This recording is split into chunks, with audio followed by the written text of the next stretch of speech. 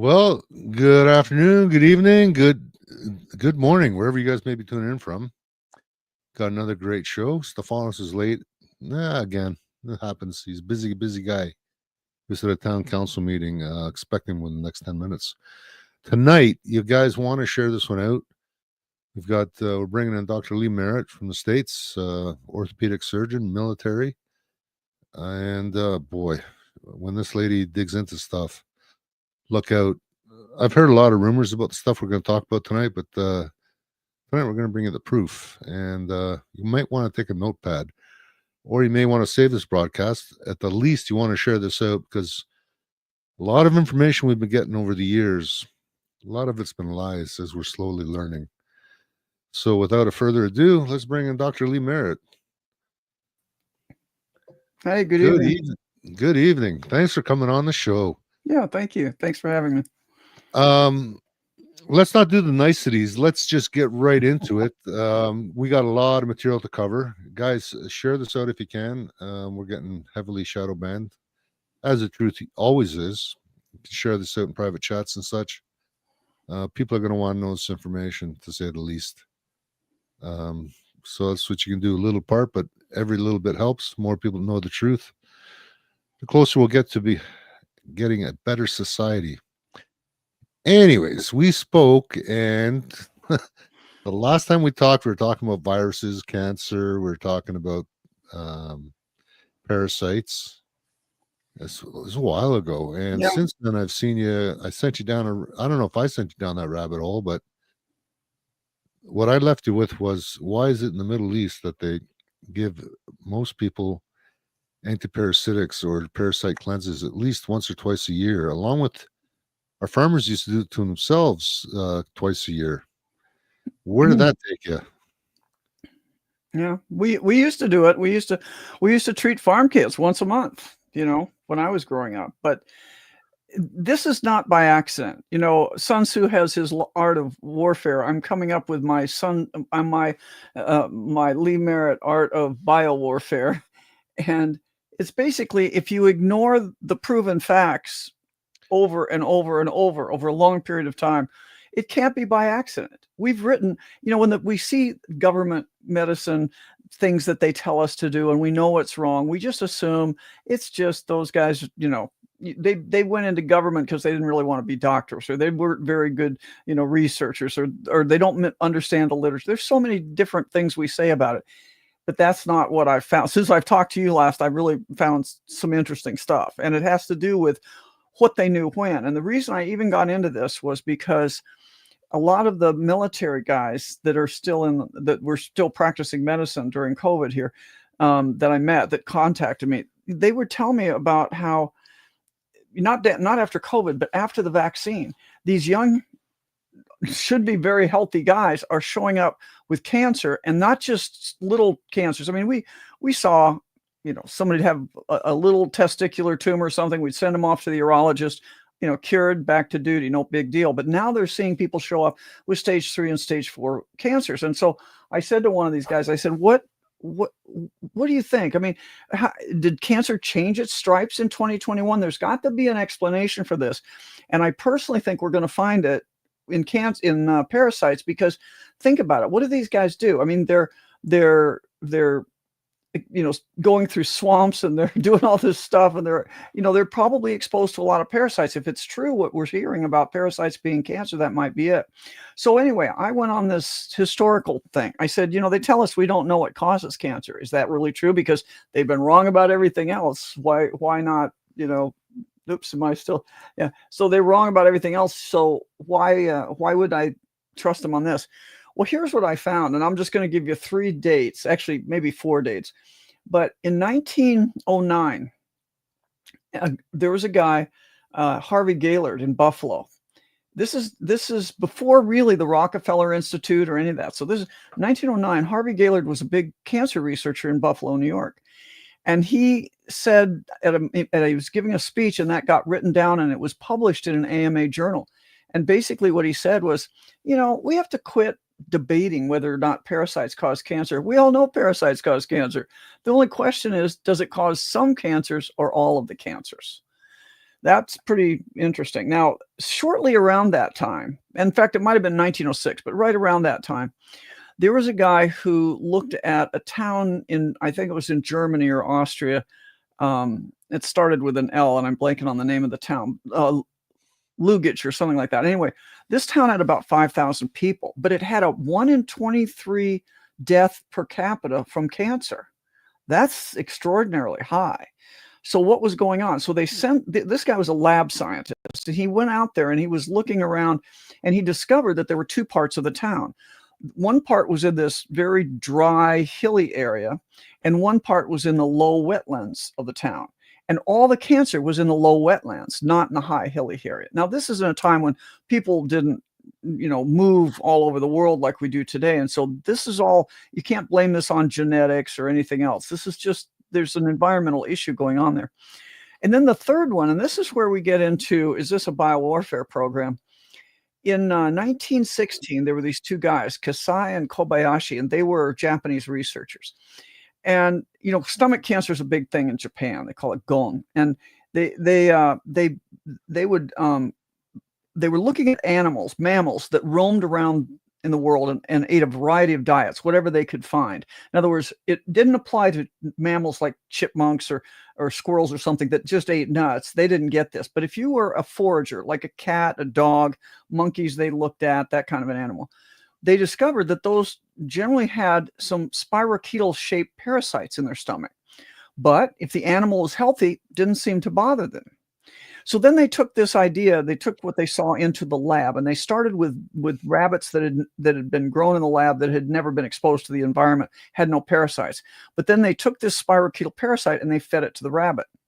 Again, if the rabbit was fine, healthy, the parasite didn't seem to bother them. And I don't know if they knew that it came and went, whatever, but it didn't bother them. But if they gave them the parasite, and then within a couple days, they gave them the rabies vaccine, the parasite took the animal over, caused what we call adenocarcinoma of the stomach, cancer of the stomach, and it killed the animal before its normal lifespan. Now, it should be said about that time. No, go ahead. Quick question. Did the rabies vaccine they were injecting these rabbits with have aluminum or other conjugates? Well, you see, these are crude. 1916, these were very crude vaccines, so we don't know. We don't really know. And they don't specify it, and I don't have a way of finding out what that had. But trust me, it's not just this vaccine, because every vaccine back to Edward Jenner in the 1700s with this first smallpox vaccine, they've seen an outbreak of cancer afterwards.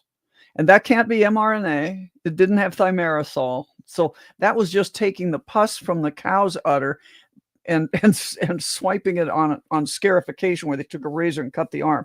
So every vaccine rollout essentially has given us the same three things. And we know this because doctors way back then were complaining about it. They get cancer, they get pulmonary disease, and then it was TB. I thought TB was always around as tuberculosis, but it turns out that was a breakout. And also they get heart disease. And these are things that we think these are normal because we're all vaccinated. But back then, those things were very abnormal. They had no childhood cancer. They had very rare cancers, and suddenly they started seeing them. So something is going on here. Okay, there's a pattern. The old knowledge, the old occult knowledge, is being used, and we didn't have that because we're just little people in this game. And so we have to figure this out on our own. But anyway, so those are those 2 points. And then the big proof here came in 1927. There was a guy named Johannes Fibiger, and he was a pathologist at the University of Copenhagen in Denmark. And of course, the joke in medicine about pathology is they know everything, but too late. But in this case, he knew it in time, but it was covered up. So he probably had been reading this literature, and he started looking at rats, and some rats have tumors in their stomach.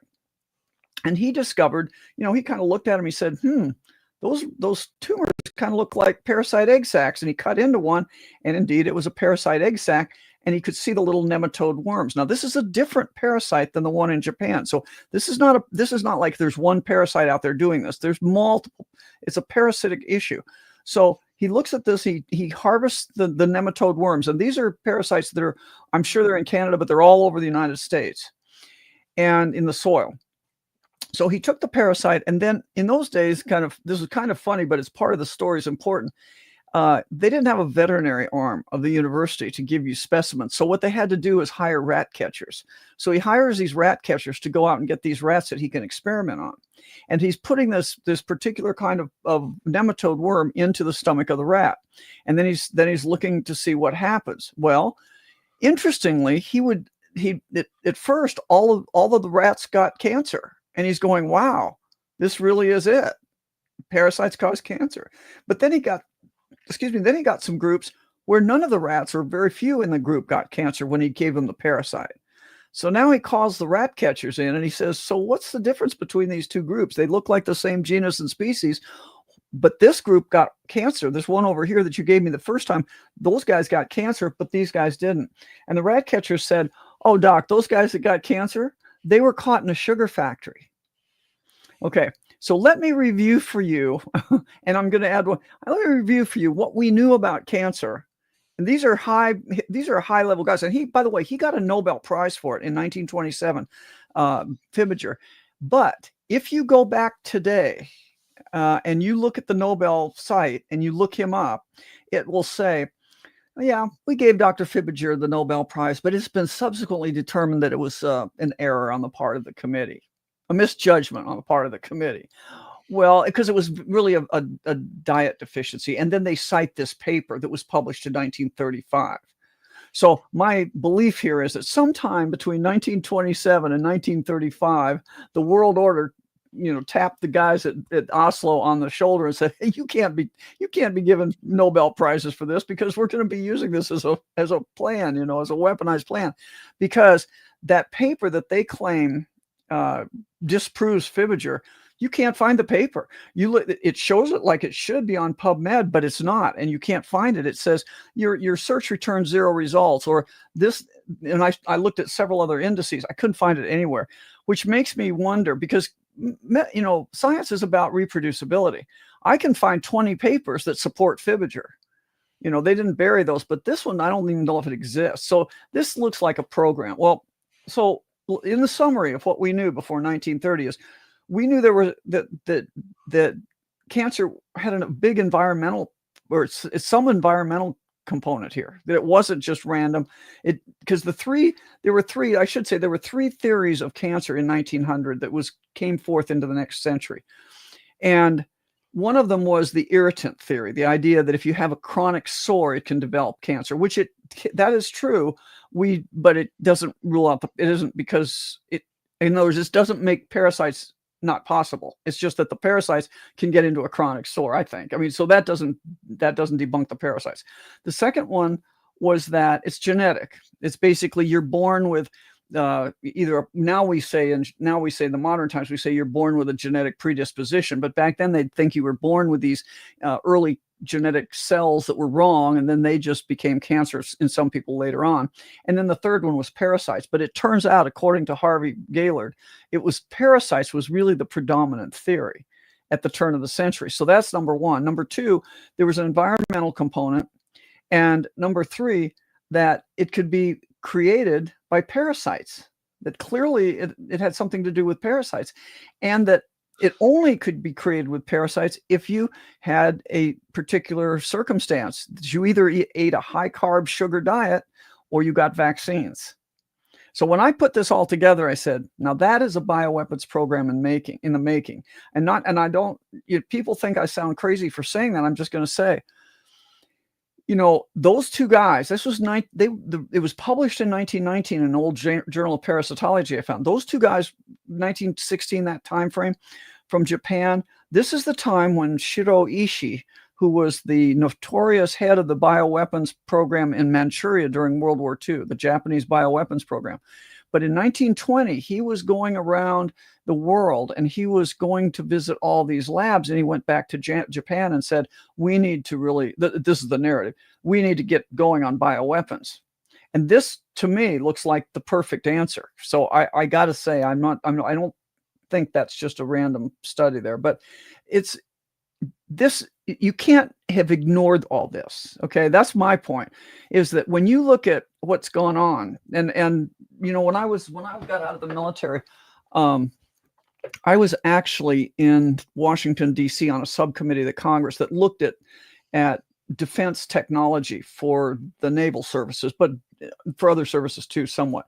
And I took my time to just kind of see what was going on in the medical side, because I don't know about Kilo class submarines and littoral warfare and whatever they're going to talk about. So I decided, okay, I'll look at that. And I was there when we bought those bioweapons labs all around the old Soviet Union, around Russia now, in those socialist republics.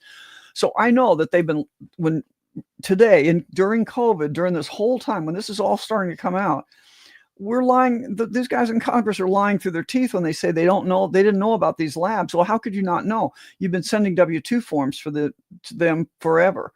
I mean, I know some of the names. You got to know some of the names. This is a community I followed. So I think this makes a lot of sense. And the other thing is, how did another part of history is the World War II part. How did Hitler hide the bioweapons program in Nazi Germany? Well, he hid it in the Cancer Institute. And I'm blanking on his name. Blum is his last name. I think it was Karl Blum. He was provably, when he went to the Nuremberg trials, he was the head of the Wehrmacht and the SS bioweapons programs. But it was run out of this Cancer Institute, right? And after World War II, what happened? Everybody thinks they want to have the Nuremberg trials, that they want to redo that and get these bad guys that did this to us in COVID. But let me just tell you the truth about the Nuremberg trials. The Nuremberg trials, we hung the red shirts, as you know the term, and we hired the perpetrators. So the guys like Karl Brandt and some of these guys that were actually probably decent guys in a bad system, and they grew up with a bad ethic. I mean, I'm not trying to apologize for them, but they weren't the real bad guys. And what they were doing, we were also doing. So that the lawyers for those guys were trying to squeal. They were trying to tell the truth. So those guys got sent to the gallows quick. But Karl Blum and his guys, Eric Traub didn't even get to the Nuremberg trials. They just brought him over. But Karl Blum, he got interviewed by the people from Fort Detrick, which was our bioweapons lab that was started during World War II, theoretically, in Fort Detrick, Maryland, Camp Detrick at the time. And those guys went over, they interviewed Blum, and then they just brought him over. Even though he'd been tried, and they knew he was a bioweaponeer, and he was tried for testing plague vaccine on people, on prisoners. He was brought over to work for us, and actually on MK Ultra with our CIA. I mean, you can't make this up. But that's what's going on, and I think there's a long history. Remember Nixon? Well, you might not, but Nixon, when he shut down Fort Detrick, and he didn't really shut down Fort Detrick, but he said we're not going to do offensive bioweapons programs anymore. That was 1971, I think, or 72. They signed the treaty, and theoretically we were going to downsize the whole thing and not involve ourselves in that. But what happened? They turned on the war on cancer. If you look today at our military, we spend over $7 billion a year on cancer research in America. And for that, we've really gotten nothing. We're not ahead on cancer. People think that we're gaining ground. That's because we're testing people earlier. So it makes it look like more people are living longer. But it's not true. In fact, Linus Pauling and the former head of the National Cancer Institute both have come out publicly and said, this is a total fraud. This cancer stuff is a total fraud. We're not treating cancer. We're doing, and see, I think it's kind of like NASA. It's a black hole. It's a slush fund for a lot of black projects. Because why would the military? I can't find how much our military is paying for. And by the way, I'm not suicidal. I just started realizing what I'm saying here. I'm not suicidal. I don't know how much we're paying in total for our cancer research, but the U.S. Army has said we're going to win the war on cancer. Now, why is the Army? I thought the Army was there to defend us against all enemies, foreign and domestic, tanks and ships and things like that. Why are we now buying, doing anti-cancer research? And, I found one researcher, for example, that got $1.7 million for one cancer. Just think how much that is multiplied across the country. It's huge. And I think that's what we're really looking at. We're using that as a cover for our bioweapons program. Yeah, and you know what? Something interesting here, since you're speaking about World War II. So a lot of our medicine, if I'm correct, we learned during World War II from all the experimentations. Here's another one. I don't know if you've heard about this, but next to nobody's heard about this with the Chinese and Japan during World War II, and experiments conducted on humans, and Unit 731. Yeah, well, that was Shiroishi that I mentioned. That was his command. Yeah, he was the CEO of that. And what happened to him, by the way, it wasn't the Nuremberg trials, but when he went to trial in Asia for crimes, again, nothing happened to him. He went off into academia or something. I can't remember, but he didn't get, they don't punish the guys they can get information from and learn from and have them put to work. Eric Traub is another big one. He was before World War II. He was a big researcher, and I think what we're seeing, some of these possibly in the vaccines or whatever, but what we're seeing today is probably some of the work of Eric Traub. Let me see if I can find. I got to find you the intelligence briefing. They were talking about the benefit of biowarfare versus kinetic warfare. Let me just see if I can find it. It's a great quote. Maybe I don't have it. Well, I won't waste your time, but it basically what it says is from 1951, and it said, if guns and explosions and knives and everything else, that you're in a conflict with those things. But if a disease slowly breaks out over a city or over the nation over time, it could be a bioweapon, and you'd never pick up on that. That's essentially what they're saying, because it looks like a natural disease. You couldn't sort it out. Well, one of the things that Eric Traub was trying to do was he would take an animal, take a piece of their brain, put it in another animal, and not just brain. I'm sure he used muscle. He tried to do things, but he was shifting genetic material from one animal to another, and he was changing which animals went, which was the donor, which was the recipient, what animal worked better. Could he make this animal sick and then transfer it with this genetic transfer, or whatever this tissue transfer was, to another animal in such a way that then it would go to that. If that was a female and they could get the female pregnant, it would go to the child. That's what they were looking at. And I think that may actually be among us. You just don't know. We just don't know. Was that the same person that done like the human centipede and all those other crazy experiments that they done on people? They have. Well, I don't know. Eric Traub's a guy who came over. Now, if you want to, here's the thing: we were involved in this on both sides. We know the story of World War II, how the European bankers funded both sides of the wars. The Warburgs, I think it was Otto Warburg in Germany and Mark Warburg in America funded the World War II. So, I mean, we know that this is going on. Well, Eric Traub came over before World War II and was working with the Rockefeller Foundation, Rockefeller Institute, doing research. And I don't remember. I don't know that I know what research he was doing then. But after that, he went back to Germany and was doing what I was talking about. And then the war's over, and he was one of those guys, I think, that brought in even more top secret than paperclip. I think he was slipped in, and it didn't even go through those channels. And then he was taken to Plum Island, which was our veterinary research island off of New York, New Jersey, off the East Coast. And the reason it was there is because if you're going to do animal research, you don't want to have that in the middle of Kansas, right? Well, they just moved it to the middle of Kansas. But yeah, that's a great idea, right? That was under the Defense Threat Reduction Act. So Robert Cadlick, anyway. So the island out there, he was the guy that set up one of these infamous labs on the island. It also has a number that I just can't remember. And some lawyer wrote a book about this. And I read the book, and I should have written these things down, but he went to the federal archives to try and find, and what I should have said, what Eric Traub was doing was he was looking at like tick-borne diseases and, like Lyme disease and these things. It was arthropod vector disease. And I've been saying for a long time, first of all, there is no airborne disease. I don't know if you heard that. I've been saying that, but I'm just a little orthopod in my basement podcasting. And Michael Yeadon just came out from England.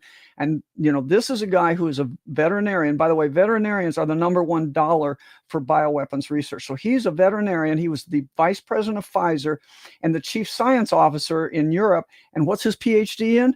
Pulmonary diseases, medicines for pulmonary diseases, right? And he just came out and said there is absolutely no evidence of airborne transmission of disease. Yes, Michael Yeadon. So think about how dystopian that makes all this mask wearing. Right. And this is, you've said some real key things. And remember, this COVID supposedly escaped from a level 3 biolab in Wuhan.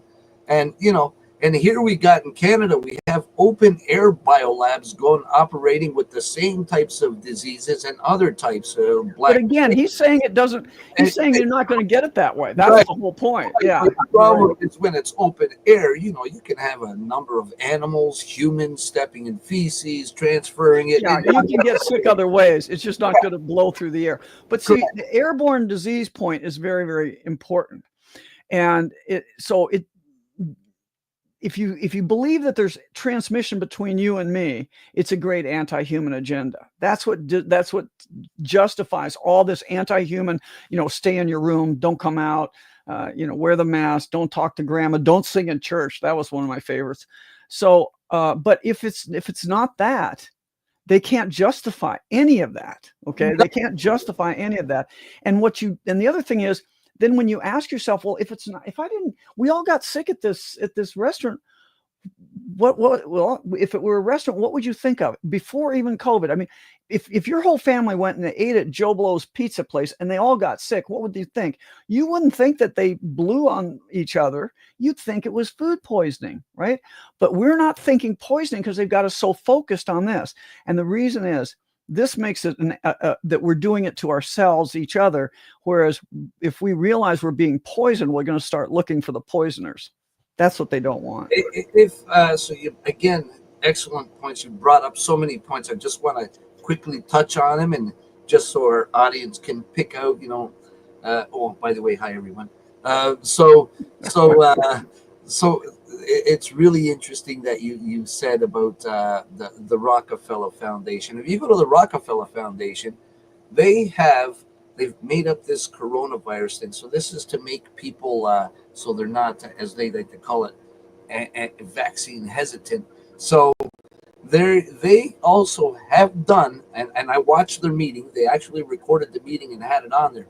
They are literally talking about what words to use when transferring information to the public or just speaking to somebody. Don't use this word because this brings out aggression. Don't use this word. We've found, because they're admitting they've conducted all these experiments on people and how they talk to them, that people are more receptive this way. So it doesn't put them on guard. And the other thing you're talking about, the singing in the church and stuff. Well, I'm always in the courthouses, and this is the best ever. Remember the stupid 6-foot rule. So in English, they have it 6 feet apart, but on the same damn sign, they have it at 2 meters. And if you do the math, 2 meters is 6.5 feet. So, whoever the heck wrote this garbage is not, from this country, or they don't know metric from the standard version, Oh, I see your point. Yeah, it was some guy from the CDC from Texas wrote that. And then you said about the tick diseases. There is, what's it called? The Texas Star tick, I believe it's that one. That tick, and that I believe is straight out of a biolab.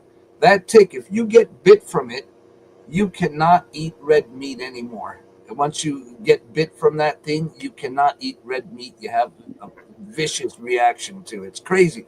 Excellent points. However, you know what I've discovered myself? Now, again, they didn't teach us this in medical school, and I don't think they still do. When I was in medical school, they said, we'll teach you parasitology, but don't worry about it. That's not in America. That's if you go to a third world country, right?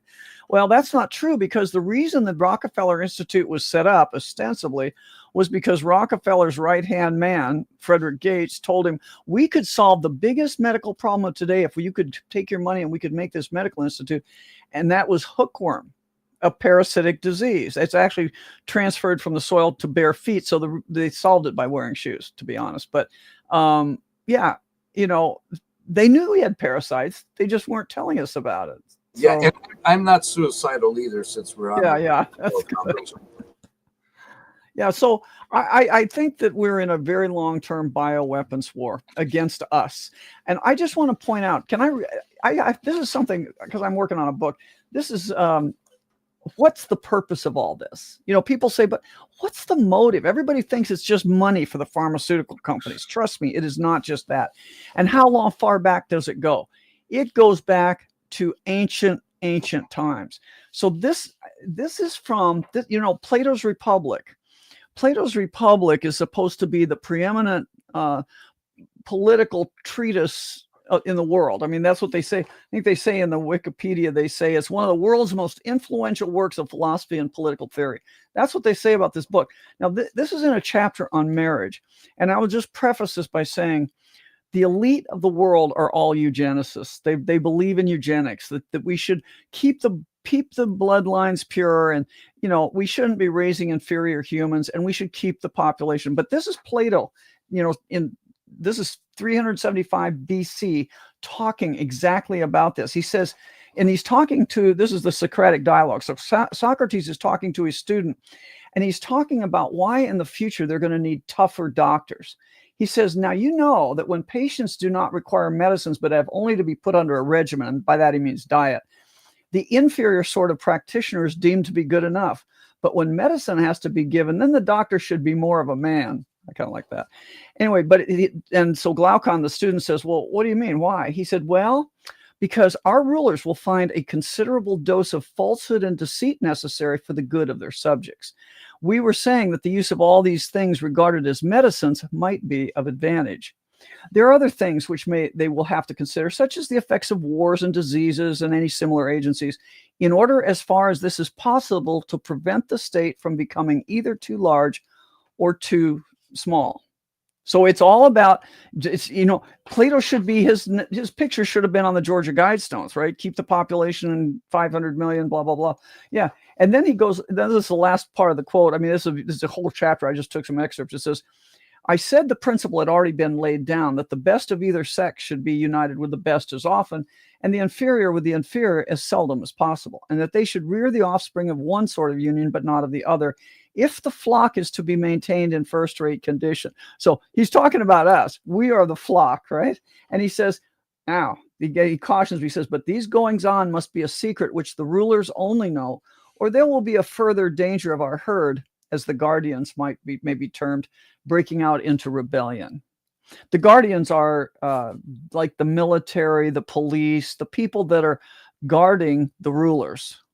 And they don't want them to know either, because they realize they're part of the human flock. I ran across that, and it is just disgusting. Isn't the term you're looking for called goyim? Well, it could be. I mean, you know, unfortunately, that's the term means a non-human, right? Okay. So what's your take on this stuff? Ivermectin. Oh, bimectin? Well, I assume that's like ivermectin with just a proprietary name. Yeah, it's ivermectin. Well, yeah, I use it. I mean, I'll tell you honestly, I think to not be a victim of this bio war, you want to take action. You don't want to wait till you have cancer. I can't tell you how many people, you know, I never thought as an orthopedic spine surgeon, I'd start getting calls by people that want to know about parasites and cancer, how to treat it. And I just can't do that for everybody. So I put it up on my website, which is themedicalrebel.com. You can see up there, about what I would do if it were me, what I am doing, because it's me. Now, I would have had cancer, because I'm telling you, one of the pre-cancer signs is night sweats. And I had progressive night sweats for years, even before COVID, that were, by the time COVID came around, I mean, I was soaking the sheets from whatever this other thing was.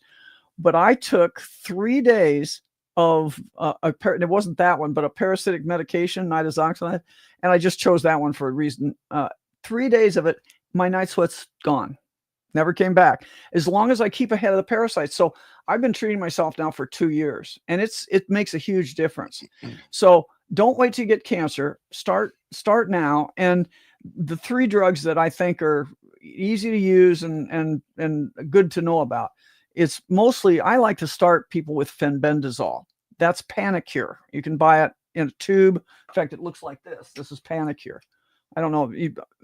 I get this off Amazon, but I don't know if you guys, but this is just ivermectin for horses. And people say, well, animal paste, horse paste, really? I said, is it safe? And I said, look at these psychopaths running this show. They care more about their resources than they care about you. So trust me, this is okay. I believe it comes off the same line as the human ivermectin, but in any case, it really works. The other thing is wormwood, by the way. Wormwood is it got the Nobel Prize the same time ivermectin did for the parasite malaria. So I grow wormwood and chomp on that every once in a while, but this is really good. So I think this is this is a super well tolerated drug. It doesn't, the safety profile is fabulous. You're not going to overdose on it. And you just do it by weight. And you can see this little guy. This is the way I do it. I just turn it down. This is not official medical advice, but just for entertainment and information purposes only. I just turn it down to my weight because this is for a 1,000-pound horse. So I turn it down to, 150 pounds. And you just, I should have shown you that. Then you just push the thing in. It stops you so you don't overdo it. And just put it in your mouth. It's kind of white pasty, and rinse it down with some grapefruit juice or something. It's easy to do. And the way you do it usually is you cycle it 3 days on, 4 days off, 3 days on, 4 days off. Now, I think when people have cancer, and you guys are lucky you have Dr. Makis up there. And I talked to him at lunch one time. We were talking about this and I said, why do you not cycle? But I think I got it now. He should cycle later when if you've gotten the cancer beat down and now you're kind of going to maintenance. The reason to cycle is meaning you don't take it daily, because you need to have some of the parasites hatch out from these cysts that are in all of your body so you can kill them too.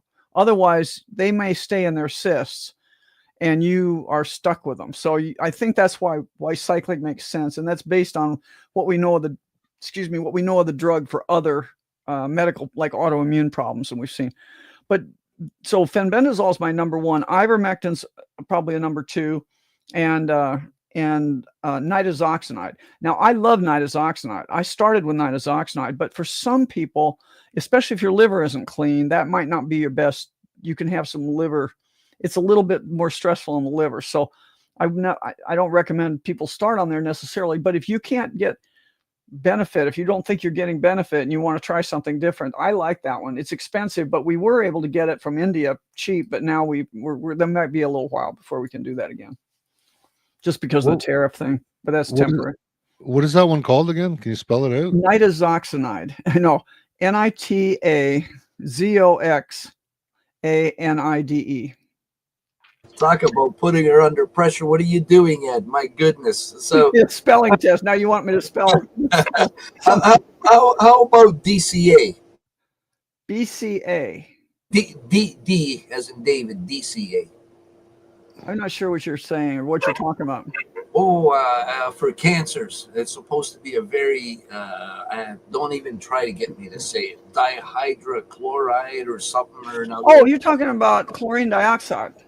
Is that what it is? DCA is what they call it. So, yeah. We call it CD. I think you're talking about the same thing, chlorine dioxide. I'm not sure about that one. That's maybe a little Canadian thing I don't know about, but I'm wondering if it isn't the same as chlorine dioxide. Is it a 2-part thing you mix? No, it's you can either get it in a pill form or a powder form. Let me find it and I'll tell me what it is that doesn't have the initials. Maybe I know it by another name. Yeah, possibly, but I can't say it's a But I personally, I think it's parasites. So what I'm going to do is treat my parasites. And like I say, I used to have a basal cell carcinoma on my ear. And by taking fenbendazole, I'll tell you the other secret juice is DMSO, dimethyl sulfoxide. And DMSO, I knew about it from working in an electron microscopy lab years ago when I was in medical school. What it does, it's a carrier molecule, but it also, whatever it's connected with, it transports it into the tissue. So you don't want to rub it on your skin if you've just put on some acetone or you done nail polish or something. You have to have clean skin, because if you have a poison on your skin, it's going to drive it into your bloodstream. But what it does, if you don't want to woof that down, you can just rub this on with DMSO, mix it with DMSO, rub it on your skin. You can put it on things. So what I was doing is, especially for topical cancers, like I had a basal cell carcinoma on my ear, and chlorine dioxide is also a good anti-parasitic and can treat cancers and do things, but it's a little bit more, it's harder to get started with. So I'd recommend starting with this and using your chlorine dioxide if you like that for detoxification and other things. But I took this and I was taking it by mouth, but I also decided, well, I'm going to just, instead of taking it by mouth for a while, I'm just going to touch up these places. And I just mixed it with DMSO. And the reason is I mixed it in my palm. What the heck is that? What is that? That is a chaga mushroom. Oh, chaga mushroom. Oh, yeah. This is how I bring the stuff. A friend of mine brings this in from the Yukon, and that's how it looks like. It's called like golden mushroom. That's probably worth a lot of money in chaga mushroom right there. Actually, it's this chunk right here, probably $50. Oh, that's not bad then. I thought it was more. It's hard like hell too. Well, anyway, but I took my fenbendazole, I mixed it with DMSO, and I was using it in my left palm to mix it up. And then I just rubbed it on my ear, and you can't, I got basically nothing there anymore. It's just a little scar that's left. And I had a lymph node on my right side. That's almost gone. And also these are the weird things I found that parasite treatment has taken away. There's a syndrome, dermatologists know the name of this. I can't remember the name, but it's where you get these bumps around your eyes. It's like, they're like milia, but they're tiny little bumps. They don't, they're not like an infection or anything, tiny little skin-like bumps. But as you get older, you get more of them. And you could see these dermatologic books, and some of these people with these lumps, it's just really ugly. I mean, it probably isn't serious, but it uglifies you. And so when I was in practice, I was in a hospital. I could go and just get some, liquid nitrogen. I just tap them and I just freeze them off. But then now I'm not in a hospital.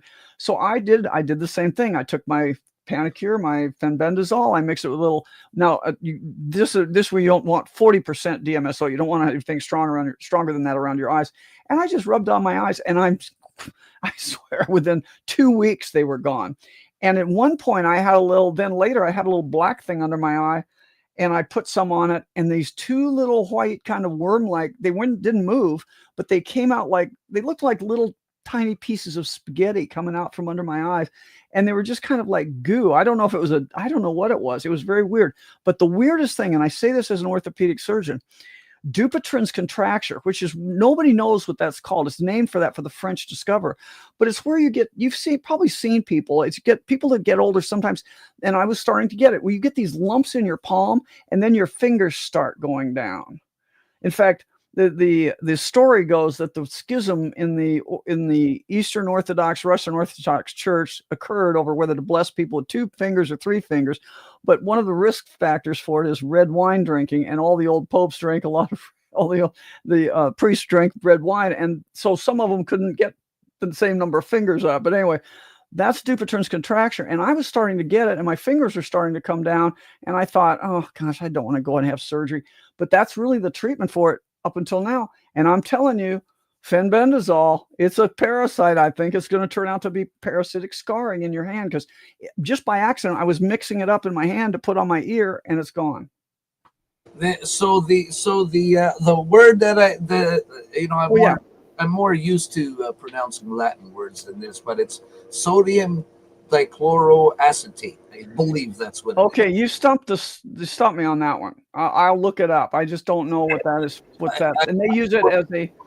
I put it in the link in the private, in the link there, or the link's in the private chat. Sorry, and that's a place that sells it. It goes back, I believe, to the 30s, and it is it's like a phenomenal for cancer, getting rid of cancer. Well, see, I can see the problem is they've just ignored everything, And by ignoring it, they didn't study it. This is one of the reasons they took over, they had to take over medical education. They had to take over medical research. So the government funds all of it now. And no offense now, my Canadian friends, but the problem is that every time that you would try to warn them about government takeover of medicine, they'd say, look at Canada. They love their medicine. I said, look, that's not just about, it's about when you take the king's dime, you take the king's rules, and they're going to tell you how to practice. And trust me, what starts out as suggestions become mandates. I use that exact word, and that's what it did. It became mandates, and it became protocols. It was all the different things that we had to deal with. But it also corrupts in ways I didn't know at the time I said that. It also corrupts research. It used to be that if you're doing research on something and you kind of find a dead end, you could just pivot and go to where you thought the money should go because you're getting privately funded. You might call whoever funds you, but you're going to say, hey, I think I found something else and this isn't working. But if you're doing government grants, you just have to keep going down the stupid slope, because even though it's wrong and you're not going to get anything out of it, because the government will terminate if you tell them that it's not going anywhere, they'll just terminate your funding. You lose your staff and everything. So it's not the way to fund research. And you can fund research that they think you can come up with the answers, like global warming. Well, how did we get into this global warming nonsense? Because Margaret Thatcher wanted to have a reason not to have coal miners that many, because she was almost not elected because the coal miner strike or something. This coal miner strike almost brought her down. So she wanted to get rid of coal mines in favor of nuclear energy, actually.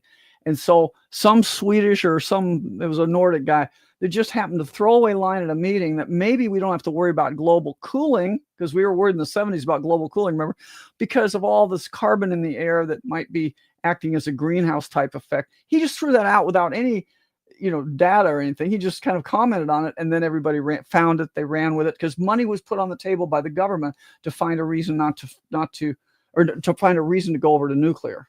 Yeah, and then from that it expanded over to the hockey stick theory, and just a computer program with no scientific data and no data whatsoever. And you know what? Here in Canada during the COVID, that was going on, they were showing the stats and saying, oh, so many sick, so many died, so many recovered fully. But at the side, it was a computer program, and it's the same thing. The outcome is the number that you input is the outcome that they want to show. So it was based on no scientific data whatsoever yet again. Yeah, they don't have a problem with lying. They have to tell you at some point what they're doing to you in order for you to be informed, but they can do it in a creepy way. Like I say, virus means poison. So when they said that a virus was spread around Wuhan and was killing people, they didn't lie, but they were using Latin. And of course, they don't hide it. They put it out on the internet. They hide it in plain sight, right in your face. This is why I keep going, and I keep telling people, you want to see what's coming up next? Rockefeller Foundation. They have everything there. It's all laid out. Same with the UN. It's all laid out. You might know about this. Have you guys ever heard of the Reese Commission? Maybe. I mean, this is American stuff, so probably not. But it's one of these. G. Edward Griffin, the guy who wrote The Creature of Jekyll from Jekyll Island about the setting up of the Federal Reserve. He interviewed this guy that was an investigator for the Reese Commission. This was in 1954. And the Reese Commission looked at these nonprofit or these non-taxable foundations, and there were four of them: the Rockefeller Foundation, the Ford Foundation, the Vanderbilt, Rockefeller, Ford, Carnegie. It may be the Vanderbilts. It's another one. I can't remember. There were four foundations they looked at. And what they discovered, and they were looking at what they were, what they'd been doing with their money and all this kind of stuff. They found incredible stuff, including that it was these foundations were got together. They're trying to bring about a world order, and they talk about it. And they don't call it the world order. They call it, I think, the world government or whatever. In order to bring a one world government, we really need to change American society, and nothing does that better than war. So they were behind Colonel Mandel House that controlled President Wilson, and they have telegrams where they sent them to President Wilson saying, "Hey, don't stop the war too soon. Don't quit the war because we need to have more time to change society." But it never happened. So then after the war, they said, we got to take over the State Department so we can control this foreign stuff better, and we have to take over education. And for that, they gave it to the Rockefeller boys. That was the Rockefeller part of that. The four, it's like the four horsemen of the apocalypse. They all had a job to do. And the Rockefellers, it was education. And they basically, this whole story about Abraham Flexner, all the players in that whole story, they're not real. They're not who you think they are. Like Rockefeller, did you know that Rockefeller actually, all of Standard Oil executives and the Rockefeller family, while they were trying to get rid of all the other kinds of medicine and push everybody on this petroleum-based medicine, they themselves were using homeopathy. You can't make this up. It's just it's such complete hypocrisy. But also the irony, the funny part of the story is that John D. Rockefeller, actually, he was the first billionaire, but his dad is the one that made the first fortune that started him on the road to become the petroleum giant that made him a billionaire. And his father had, I can't even tell you how many aliases and all, because he was just a shyster. He was like a salesman that would sell stuff to people. He had, I think, 6 kids by 6 different women. And I don't know that he was ever married, but he would travel around. And it turns out that he found that there was oil. The Seneca Indians, he was in New York. The Seneca Indians had oil bubbling up on their land. So he became a patent medicine salesman, and he was selling patent medicine made from this oil. And they called him Seneca Bill. In fact, they called him Seneca. They had different names for him. The Seneca Bill was my favorite, but they had the Rock Oil Feller. And then, but finally, after he'd gotten a lot of money by doing this, and he made himself into, without a degree or any medical school, he claimed to be Dr. William A. Rockefeller, a cancer specialist. And we found billboards and things that show how he says, this treats cancer, great, except if you're too far gone, and then it still might help you. It sounds just like their cancer treatments today. A snake oil salesman. There you go. He really was. Only in this case, it was Seneca oil, but it was actually petroleum. That's where the whole story comes from. And so, but you see the same, it can't be by accident. It's like these people have the Gates people are involved. Johns Hopkins is involved. Everybody and everybody has a very weird, like just like the guy that claims to be the first person to ever culture viruses. All of modern vaccinology and virology owes its a beginning, really, that it was to John F. Enders, but he wasn't real. I think he was a phony. I have a video on my Rumble site, which is like the Medical Space Rebel. It's about it's a series on fake scientists, and I've done Einstein, and I've done John F. Enders, and I'm 2 out of 3 parts on Darwin. Darwin got so complex, but yeah, these guys are fake. So Abraham Flexner, he's also not what he says he is. These people, all like Enders, they miraculously get degrees in very short periods of time. And even more miraculously, like John F. Enders, he got a degree in immunology in 1930 from Harvard, but Harvard only started offering that degree in 1974. So just miraculous how this works.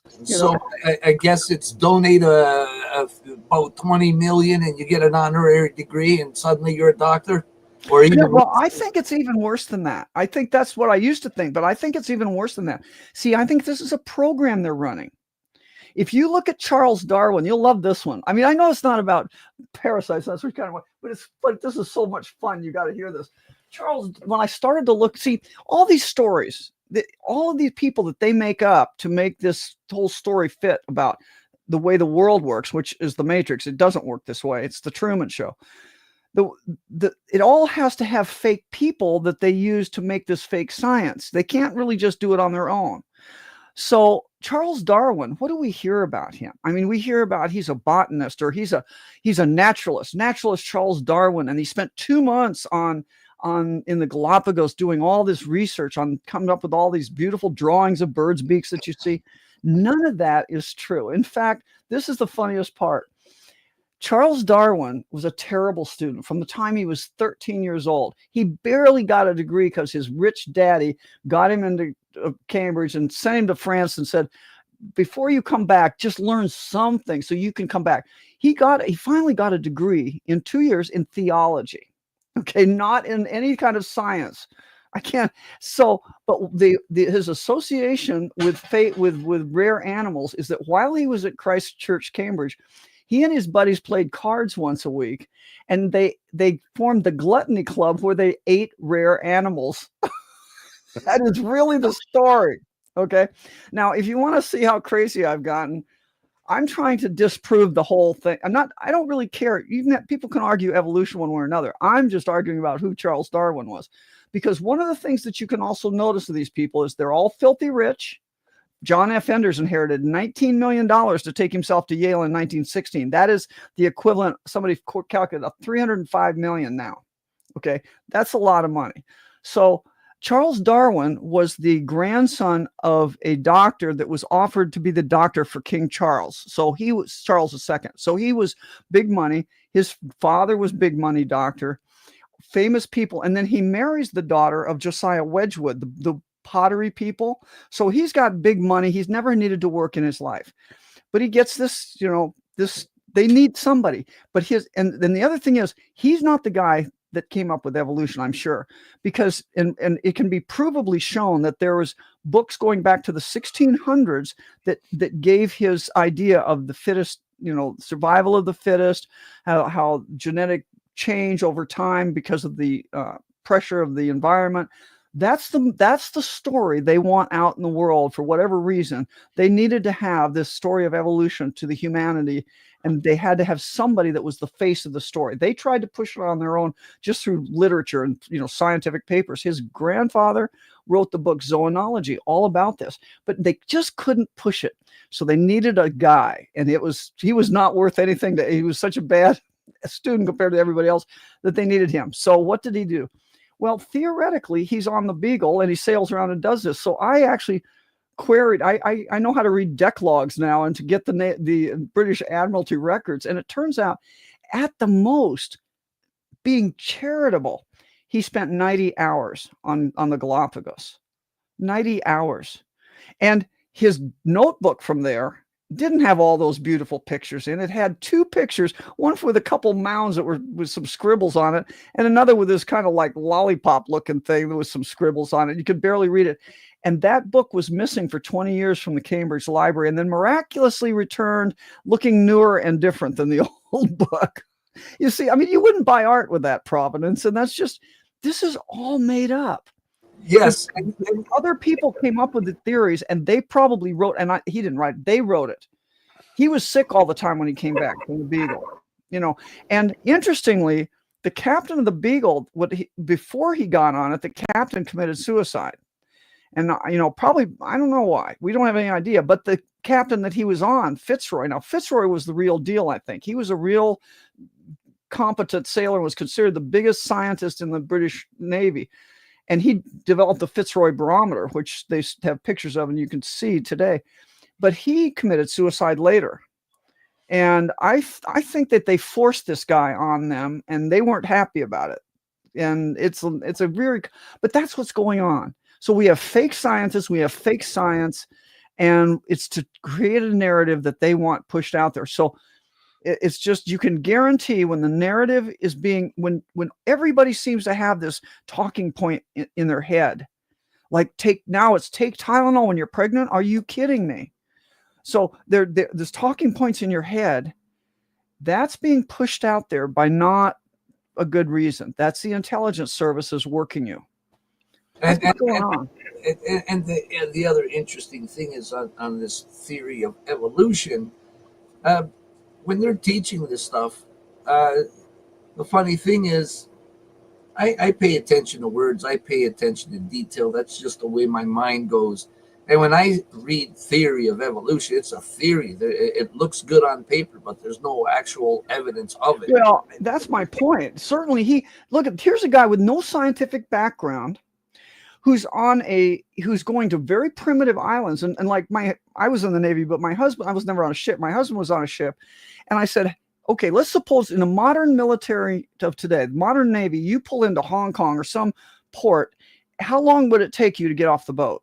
Minimum 30 minutes, he told me. Okay, now think about, so when they talk about him going to the Galapagos, it turns out, I read the deck logs. Those ships were moving. They were mapping around by moving around the island. There's no evidence. In fact, none of the logs, even a log that was sold to this museum in the South American years ago, there's not one word of ever mentioning Darwin on these logs.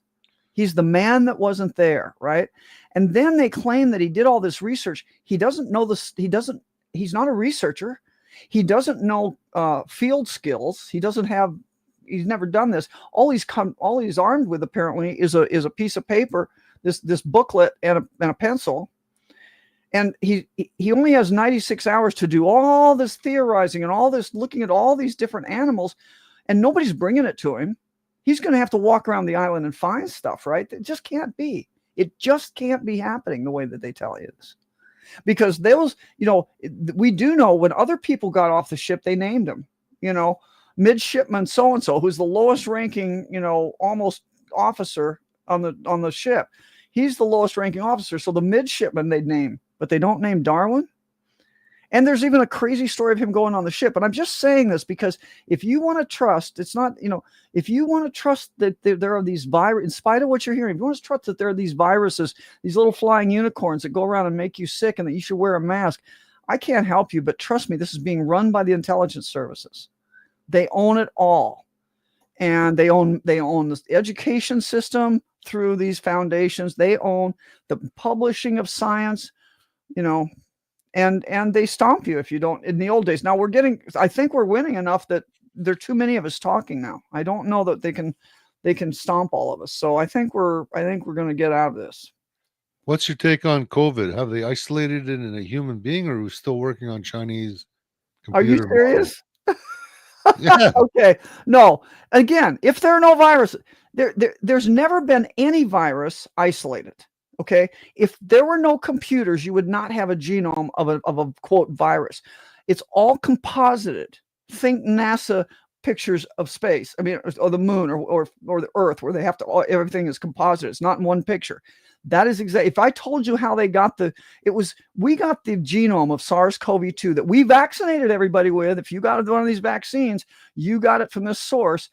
It was devised, the genome sequence was given to us theoretically, if it has anything to do with the vaccine, from the bat lady of Wuhan in virology, PLA, People's Liberation Army Bioweapons Lab. That's who gave us the sequence. And you guys, people ran out and took the shot with that? They didn't know. How many people know that, by the way, that no vaccines are sterile? None of them. They can't be. They keep them at 8 degrees centigrade. You know how much it takes to sterilize stuff in the OR? Like we want to make sure we get parasites in their eggs and stuff. 210 degrees centigrade for 20 minutes. So none of these vaccines you've ever taken were sterile. I didn't take any, but you bring up a good point because with the SARS-CoV-2 stuff. So you've heard all the ostrich farm garbage and all the crap going on there. Now, they've said themselves that they purchased the COVID virus. So the antibodies or the... Oh, no. It's the virus. They say it is a synthetic virus. So the fact that they say it's a synthetic virus, it's man-made. It's not anything out there, right? But the point is, it's not a virus. It's a poison. If you don't have airborne transmission, the whole idea of viruses. See, virus is by definition in the old tongue was a poison. But you see, we've changed. We've made it believe that it came airborne. Really, it doesn't matter if viruses. The whole complex issue of whether they're viruses or not doesn't matter if you believe, as I do, and not because. It isn't about faith. This isn't a church. This is about science. And there's just no evidence that airborne disease exists. I agree with that. I've tried to find it too. But when Michael Yeadon says it, I believe it, absolutely. I could have missed it, I thought, but he's the expert. He really is an expert. So if that's not happening, it's not about, they want you to believe that this little genetic sequence gets into you and then screws up your machinery and your cells and reproduces itself. But we don't really have hard evidence of any of that happening. What we have evidence is still life, black and white pictures of things in cells. And they call some of them, they call a virus a little bit of genetic material wrapped in a lipoprotein coating that goes into the cell, merges with the membrane, and causes havoc. But they call an exosome a little bit of genetic material wrapped in a lipoprotein coating that comes out of the cell and is actually good, or could be at least neutral.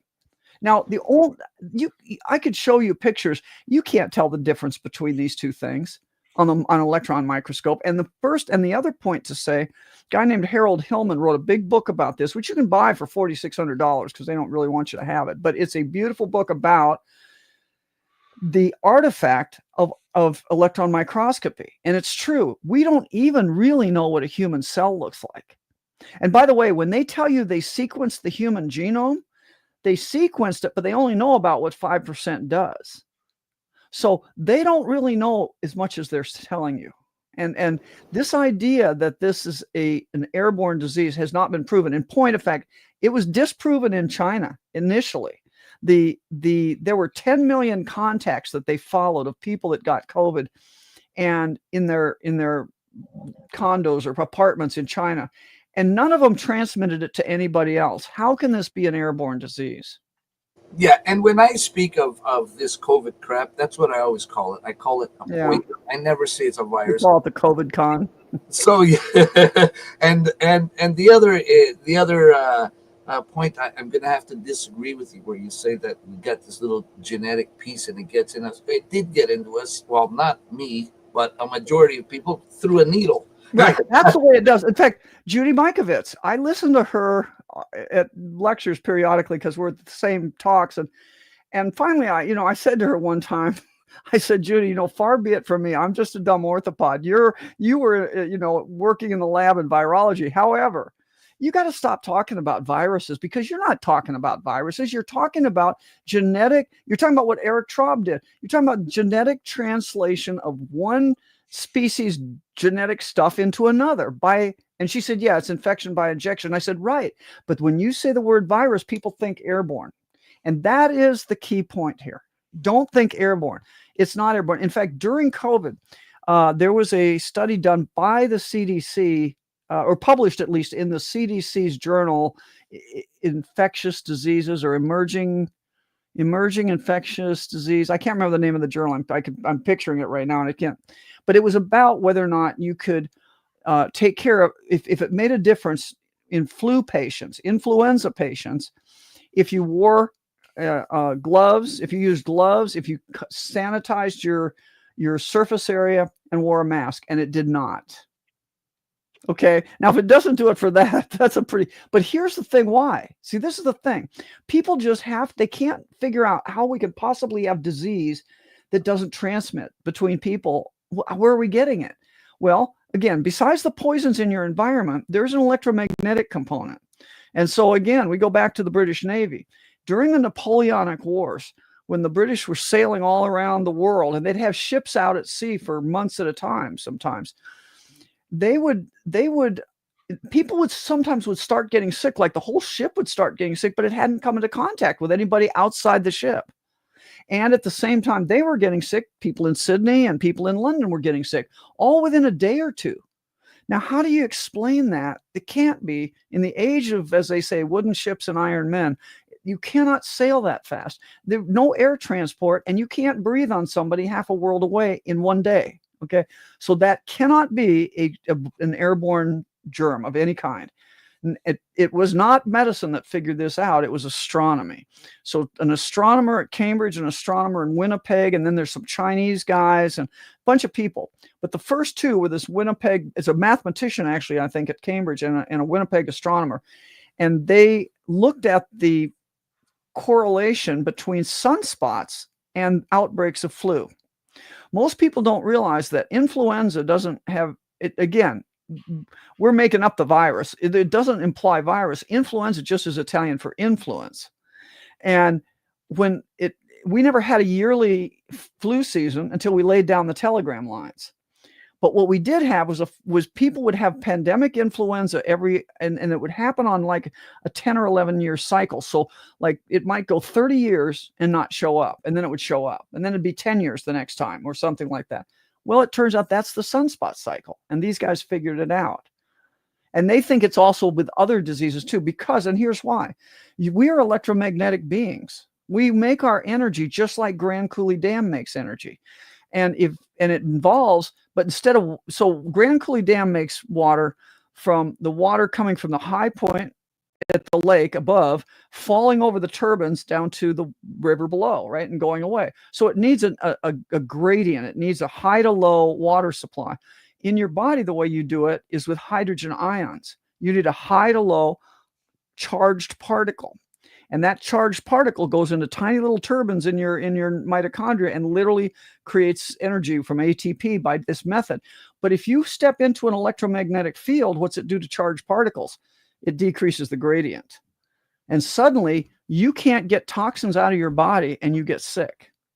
So the reason we get the flu, and by the way, the way you get toxins out of the body is you need charge separation. Each cell in your body is a battery. You've got to have charge separation. What does that? What charges your batteries? Near infrared and infrared light. And so the reason we get the flu in the winter is because we're inside, we're not getting sunlight, and everybody's drinking and eating too much, and we're cleaning the house with all sorts of stuff, getting ready for company, and the kids coming home, and we're not getting enough sleep, and we get run down, and that's why we get the flu. And then the weakest people with the worst immune systems die. Now that's and then what they're doing is making it worse. So you look at the perfect storm is a nursing home, right? I've never seen a Canadian one, but they're pretty pathetic these days in the States, because again, they used to take really good care of people because it was run by the communities, and now it's run by the government at a distance. So, but what they do is they feed them terrible diets. They never go outside, it seems. They are constantly breathing in the fumes of this disinfectant, but it's an antibiocidal agent, meaning it kills biologic things. You are a biologic thing. Don't use that stuff. So they're breathing that stuff in all the time. And then I said they don't eat well. And then if they haven't died by the end of the summer, they get a flu vaccine. And then they die. I mean, that's, I'm sure that nobody can do this study. They won't let anybody do this study. But I know for people that work in nursing homes telling me that is really happening, that it frees up the beds after the flu vaccine goes around. So I'm telling you, that's what flu is. And again, it didn't start to the telegram lines. In the 1800s, we used to have a disease that was kind of mild, it was like mild flu. It didn't have a fever, but people got jittery and nervous, and they just didn't feel good. They got kind of a cough, just like COVID. Remember one that, and just like the pandemic of 1918, it started with this cough because when you're in a new electromagnetic field, it does something to the lining of your lungs. Anyway, this was called telegrapher's disease because it happened to all these people that were working under the telegram lines in the mid 1800s. Now, in proof that was what did it is to solve it. I mean, it would solve it if people quit working there, but they took the copper wire and they just put a long twist in it, and it broke up the coherent field. And so now they didn't get so sick. That's where we're in a world today where we have more of that because we are just surrounded by this stuff. So you need to mitigate that stuff. But that's what influenza is. And that's the influenza of 1918 was the trial run for COVID. The pandemic of 1918, it wasn't a huge pandemic. These are just people that the military guys were sent to Fort Riley, Kansas to go train for the war. And guess what they were training to be? Telegram operators. Can't make this up. And so, yeah. So it's the same effect then with being under power lines or too close to that. Like we get bombarded from everywhere. Like we got even your stereo in your car receiving that signal. That's just another form of a lower wave. And this is really the problem. Now this is from EMF Sol that I have a link to it on my line on my Medical Rebel site. But this one, I wear stuff. I wear shungite and I wear EMF Sol stuff on me and on my things. But distance is your friend. So what I did, I took a tri-field meter and I measured the field from this. and it was way over. If I hold it like this is way too much on me right now. But if I just take it 1 arm length away, it's 0 on my chest. So where we get into trouble is when people are sitting there like this and they're reading it. And I say I've been guilty of this. At nighttime, I was reading my phone, and I've decided I have to leave it in the kitchen, not even be tempted. It's going to be shocking, but I'm going to have to read books again. So, you know, and you know, I was doing it because I didn't want to wake up my husband by turning on the light, but now he's gotten used to it. So what can I say? I do it under the pillow or something.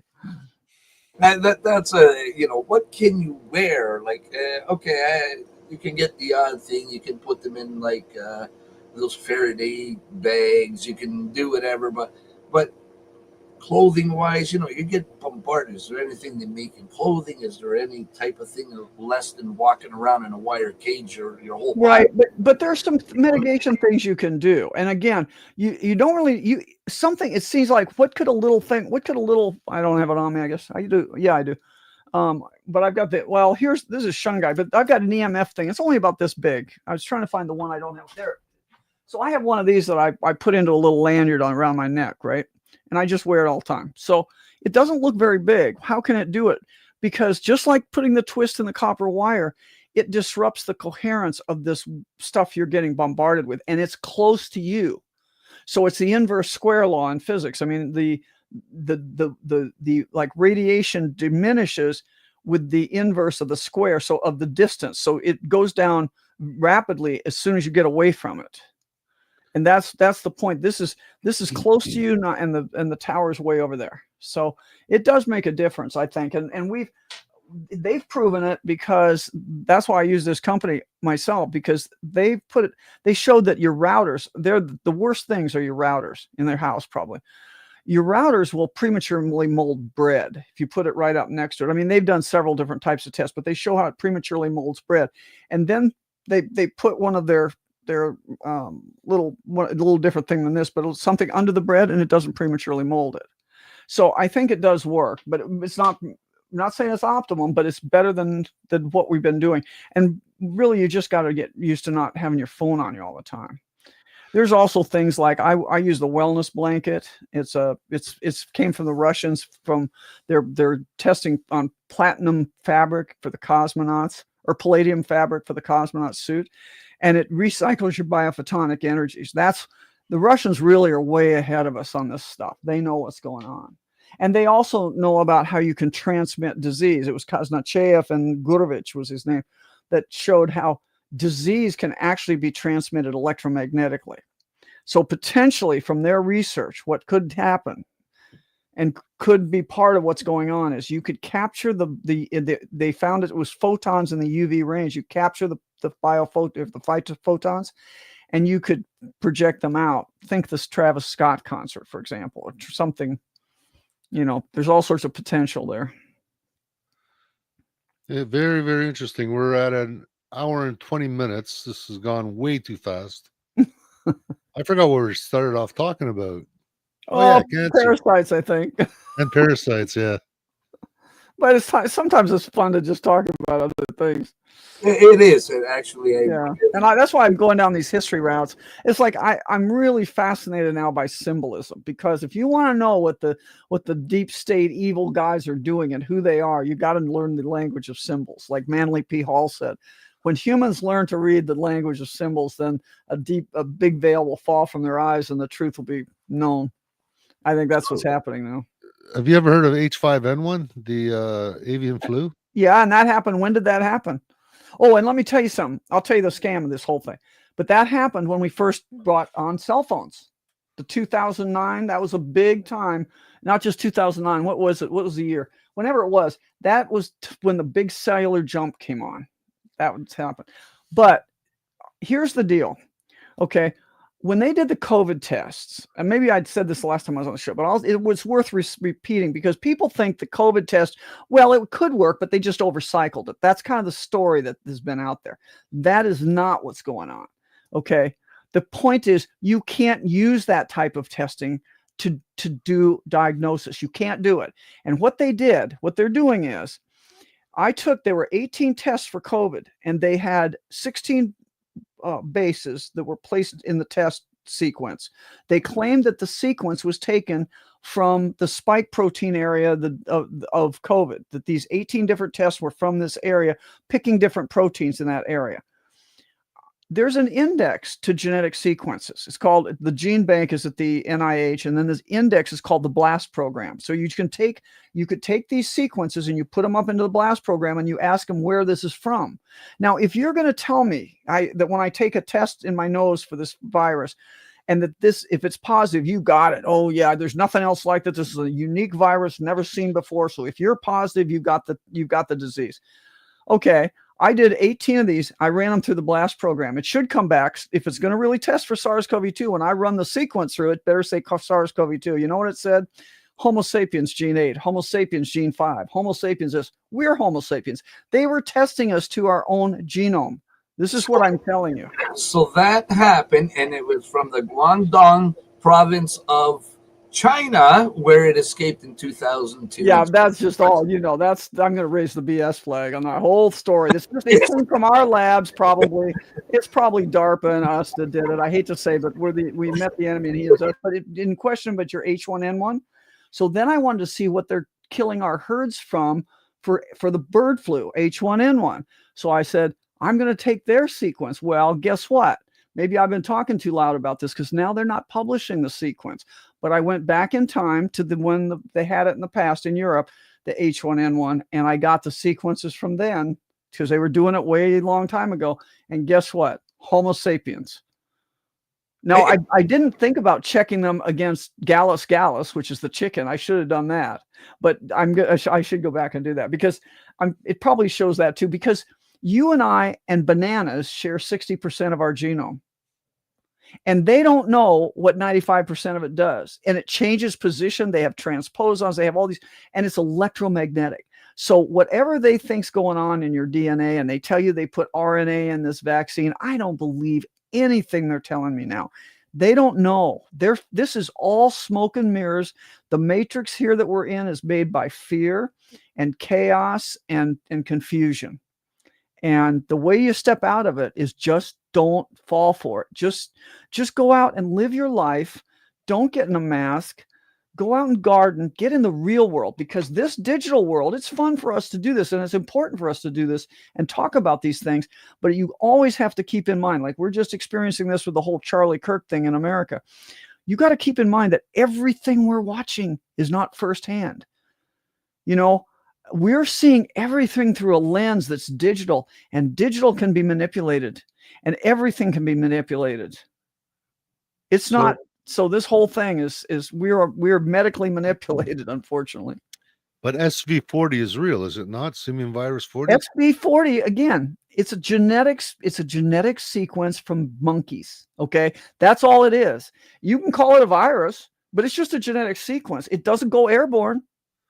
So the way that they were again, remember, this is why the vaccine program has been so important to these guys. This is why they introduced it in 1918. They brought it out in the 50s. They brought it back, and they keep pushing and pushing and pushing. If they could poison us adequately with the food and the water and the air, that's why I'm not worried about this stuff. I mean, we need to fight against it, but if they could do that, they wouldn't need to get under our skin. They had to have us, number one, consent to it. That's for you to sign or say yes to the being injected.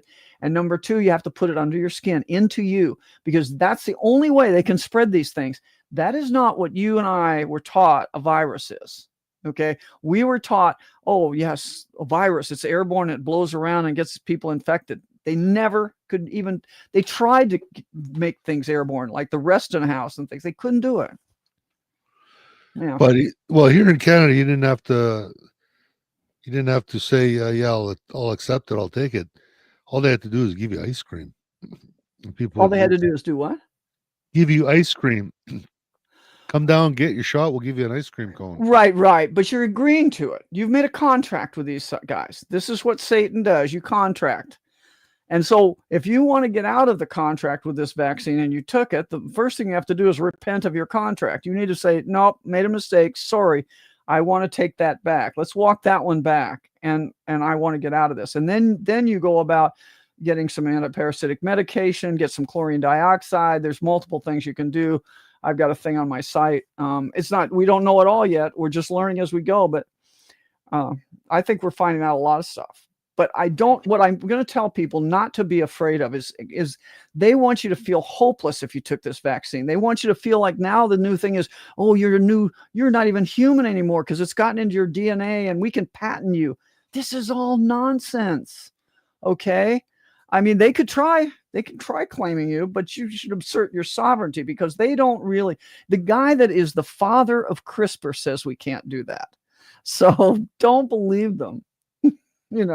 Feng Zhang at the MIT lab on his website, it used to say that. Again, as you talk about these things, they take them down. But his PhD isn't in that. It's in optogenetics, which is what I was talking about. How you use light and sound, and you put it. You can inject an opsin, which is a chemical that responds to light, and you can then damage people that way. Yeah, that could be it. But that's reversible.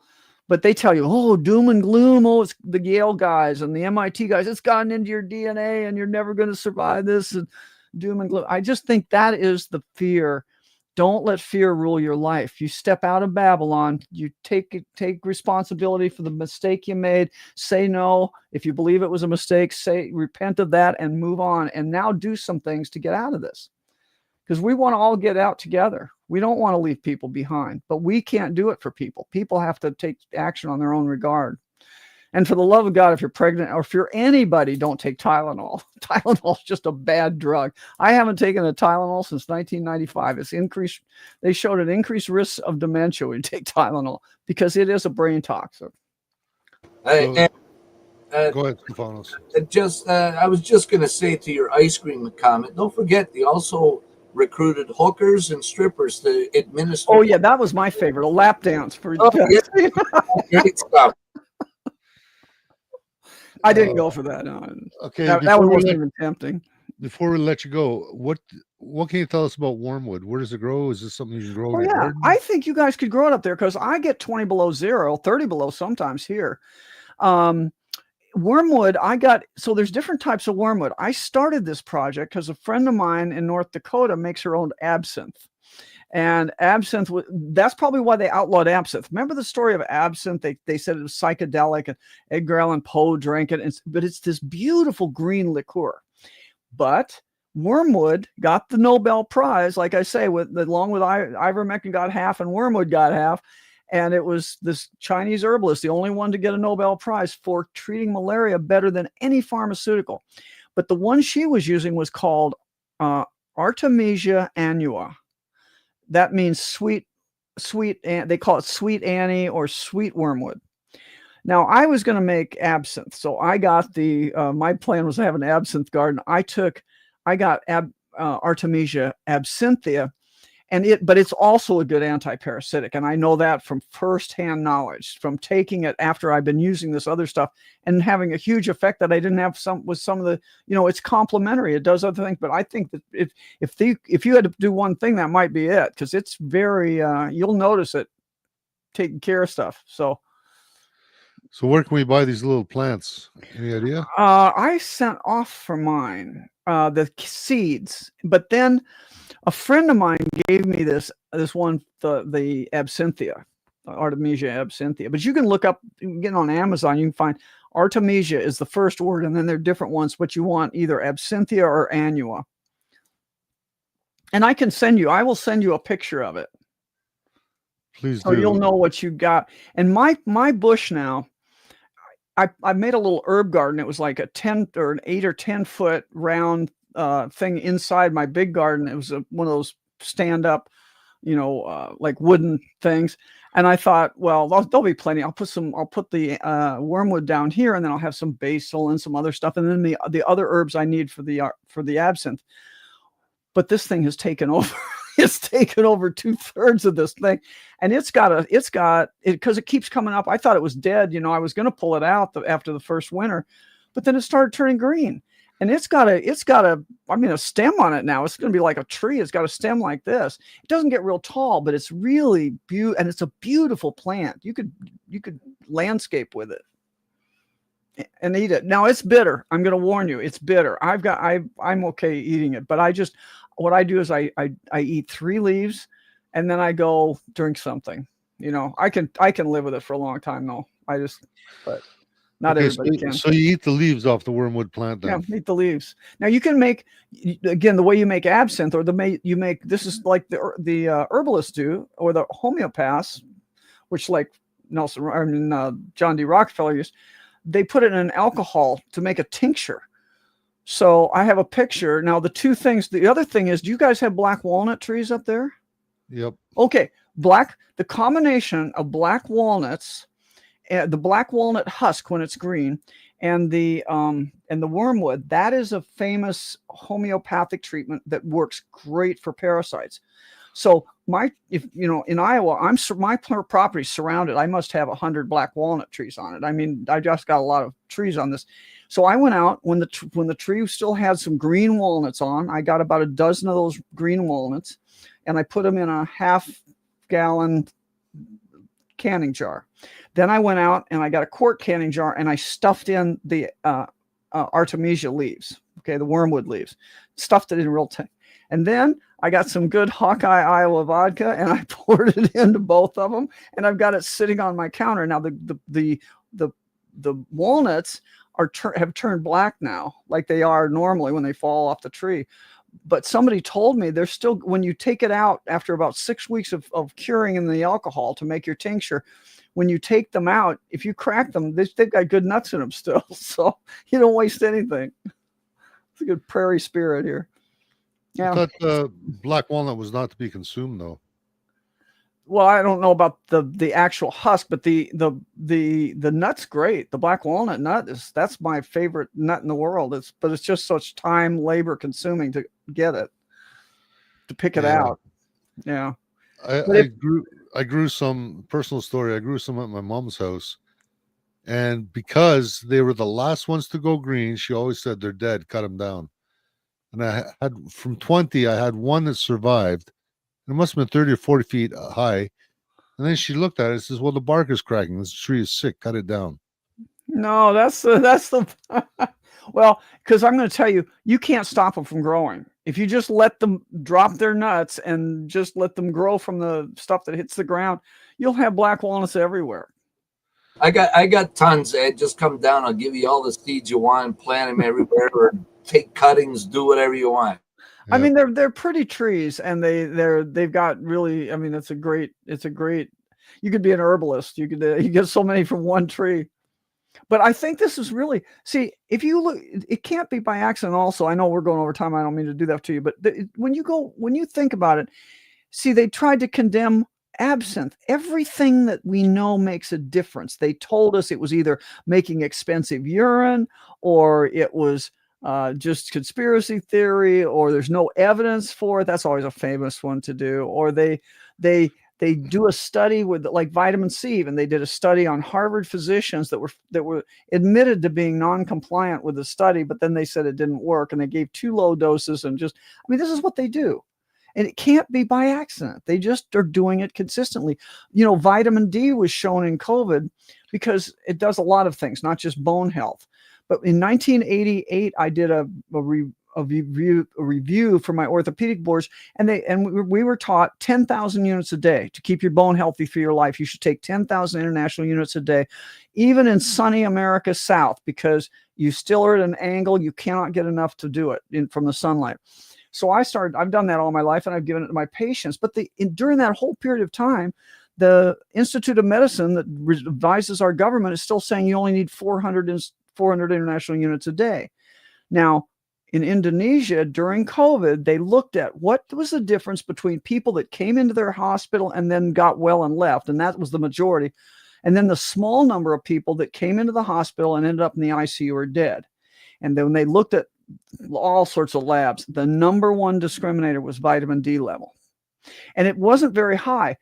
I want my level to be 60 or 80 or 100 even. I mean, but their level that was discriminatory that should keep you from less than 5% chance of dying or going to the ICU was 30. That's really low for if you want to optimize your health. So Well, I heard from someone that vitamin D is not actually a vitamin per se, but it's more of a hormone. It is, but we call it a vitamin, but it's a hormone in a way. Yeah, I agree with that. Yeah. So how does that work for men's health? Yeah, it's not that kind of hormone. You make vitamin D. Everybody makes vitamin D in their liver. Are you going to ask me about can pregnant men take Tylenol too? That's somebody sent me that meme. I said, "Oh my gosh, we've completely lost it." The jury's still out on pregnant men to begin with. Yeah, I know. It's just, and I don't think it's ever going to come in. Yeah. Oh, they show them because they're women that now have beards, and they're men, but now they're pregnant. You can't. Really? Oh yeah. By the way, some of this, I'm not saying this is where this all came from, but again, that's another, when everybody starts becoming transgendered, that's an intelligence program being worked on our children. Okay. Well, this is the way it works. So I learned this from Cliff High, but I looked it up. I mean, he's right. In the 1960s or in the early 60s, when Lin Biao was the right-hand man of Mao, and he was going to do a honeypot operation for spying, for example, and just paying attention, I guess, to the potential revolt in his own country. And they had crude hormones, but they made these very beautiful women out of these young men. They would choose them early and they'd give them these hormones, and then but they didn't have surgery in those days, and the hormones weren't the best.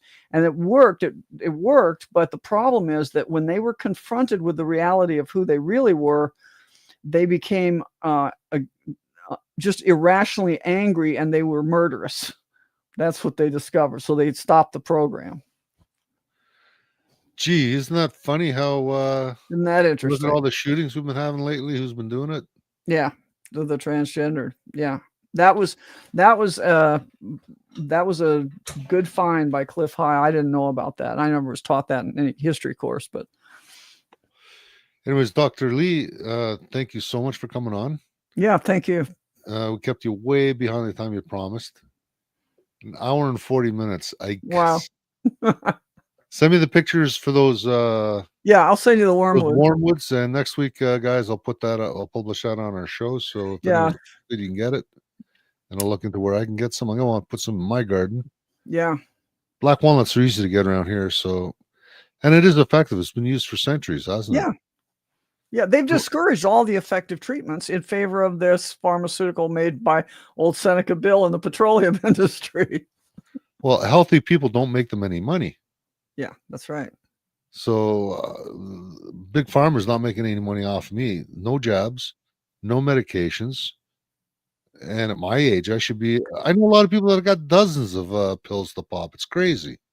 Well, I'll tell you the big one too is blood pressure pills. And I have a video where I talked to David Brownstein about how you really get high blood pressure, and it's too little salt. Little. In other words, you need to be taking 2 teaspoons of a sea salt a day. And when he explained it, I sat there in the audience. I was supposed to talk a couple people after him, and so I just was listening to his lecture, and I went, that is such basic physiology 101 medical school. There's no way they don't know that in big pharma. They've created blood pressure problems to keep us sick. They told me in 1980 when I went to a big conference on this, we don't know how to treat blood pressure. We don't know what level we should treat, but we're all in agreement, international conference, and all in agreement that low salt doesn't matter. Well, it turns out it does matter. If you go too low, you start dying of hypertensive illnesses. And on another related note, be careful on the type of sea salt you get, because some of them have got lead in them. Yeah. Do you have any preference that you like? I like the one that comes from France, actually. And I've seen some good sea salt at Costco, and it's Greek sea salt. So I think that's okay too. Yeah, he likes Celtic, and I like Celtic, but I also like the Baja Gold. That's really because it's got the best mix of minerals. It's so tasty. Oh my gosh. Yeah, seasoned to taste. I remember when I was a kid, we salted everything. Yeah, that's right. But they demonized it. And then they're telling you to drink a whole bunch of free water. And when you do that, guess what? It leaches the more salt out. I will tell you what he tells you to do. He tells you to take 2 teaspoons of salt and just drink it in water. Like I'd make a tea, like a hot tea at night, and I just take 2 teaspoons of the sea salt, and then I mix in, this is my little addition that makes it more palatable. I mix in a 1/4 teaspoon of borax, or 1/8 of a teaspoon, whatever you want. But what that does is it cuts the saltiness, and borax itself is probably, I mean, it's healthy on its own right, but in this fight, it seems to break up the nanoparticles.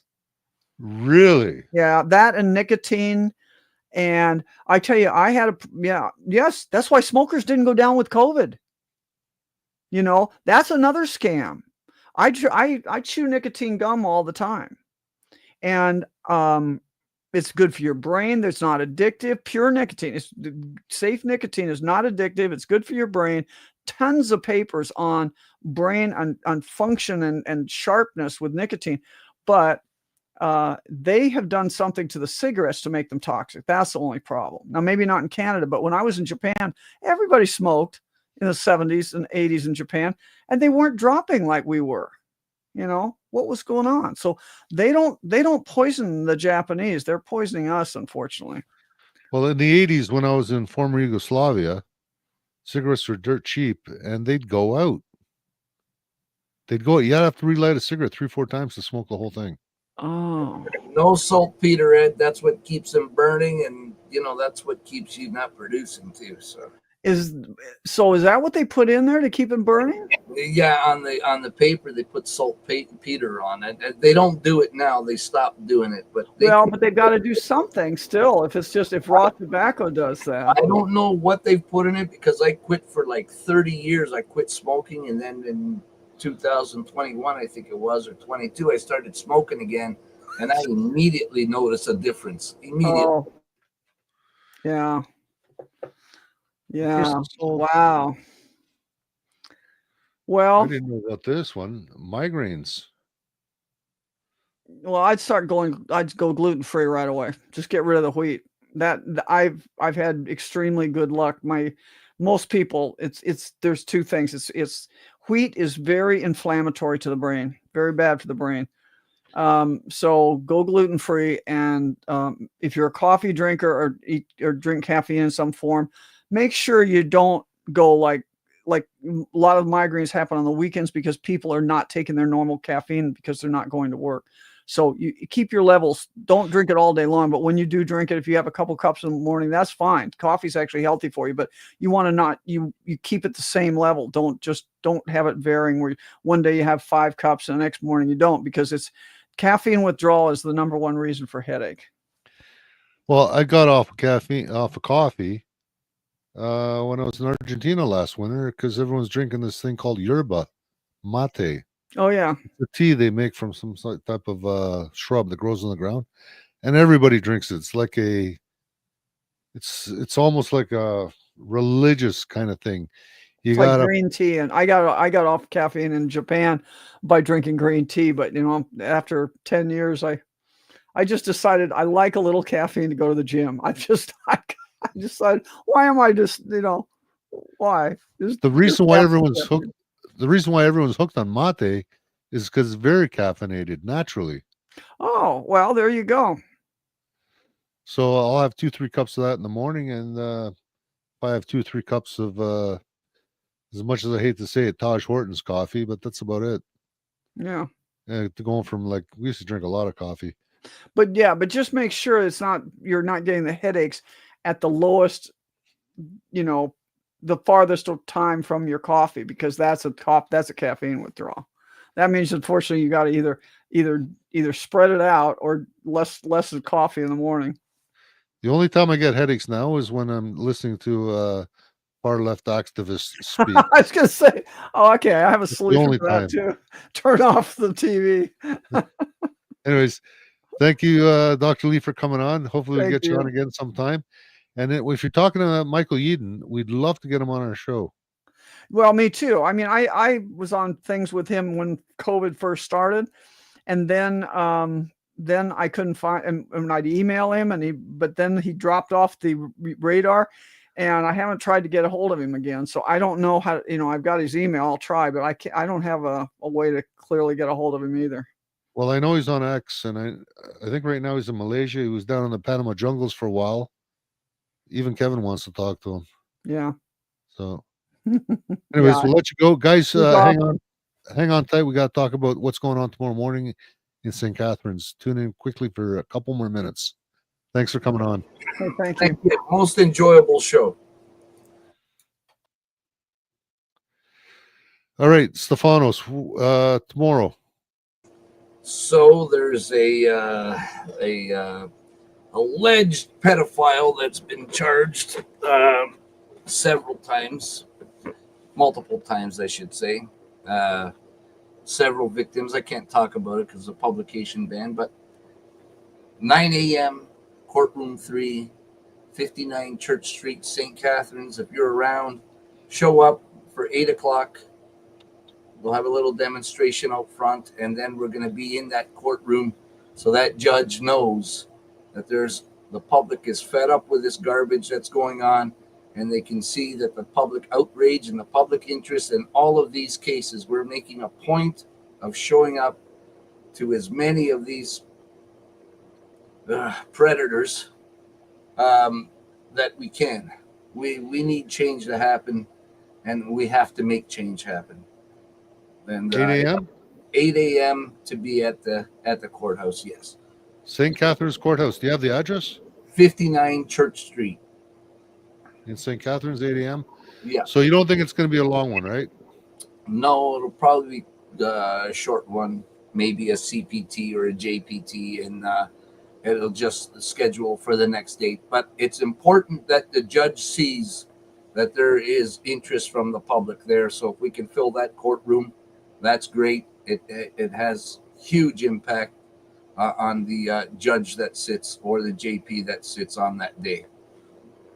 And what happened tonight in City Council? There was a bunch of survivals of sexual abuse at the Niagara region.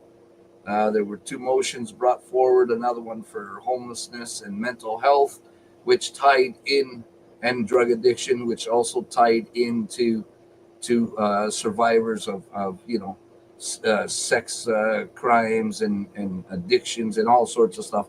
So they ended up, the regional council approved unanimously to let the province and the federal government know that there needs to be changes made to the criminal code and stiffer penalties for these people, and to pressure them to make the sex registry the public. Don't give these guys a chance to hide. People need to be made aware where they are so they can protect their kids. You'll get the odd psychopath like Bateman there. She's the only one that opened her mouth and tried to bring all this bullshit into it, and everybody just was yelling at her and screaming from the gallery, and eventually she shut up, and everything passed. She tried another move to try to split the motion in 2, and of course she got voted down yet again. So she was the only nay. She's the evil person that was echoing the sentiments that Charlie Kirk got what he deserved or what he wanted or something stupid like that. Strong ties to the Communist Party, strong ties to Antifa. So this is a big problem in Niagara because a lot of them got themselves elected during the last municipal elections all over the Niagara region. All right, guys. I hope you found value in tonight's show. Please share it out because we're getting shadow banned like it's crazy how few people actually see our lives, and yet we're doing everything we can to get the word out. Bringing you good, honest information. Hopefully, we're bringing you the truth. And don't take anything we say at face value. Do your own research. I've always said that. If we're wrong, point it out. I don't think we are very often. I'd say almost never. But hey, mistakes can happen. We're human. But get this out to people. People need to know this information because fucking lies these days. Unbelievable, man. Every day, more and more lies are getting exposed. So please share this out. We don't make anything off this. I don't care to make anything off this. But, No. The We truth have will set us free. we have big things coming in October. Stay tuned. At the proper time, I will be releasing the details and information. It's gonna be great. And are you still shadow banned, or is some of your info getting out? I didn't promote today or yesterday. I was been a little bit over busy, but no, Facebook is letting me go live yet again now. So instead of shadow banning me like crazy.